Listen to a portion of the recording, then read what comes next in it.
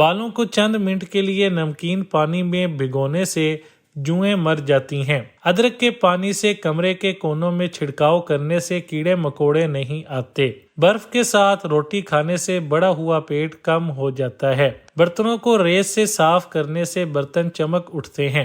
اگر کپڑوں سے داغ نہ جا رہا ہو تو داغ پر لیموں کا چھلکا رگڑنے سے داغ صاف ہو جاتے ہیں۔ انڈے میں دہی ڈال کر بالوں کو دھونے سے بال نرم اور ملائم ہو جاتے ہیں۔ پانی میں نیم کے پتے ڈال کر نیم گرم کر کے نہانے سے بدن کی خشکی ختم ہو جاتی ہے۔ روزانہ 6 سے 7 دانے بادام کھانے سے کینسر کی بیماری نہیں ہوتی۔ کھانے میں لہسن اور پیاز کا استعمال معدے کو تندرست رکھتا ہے۔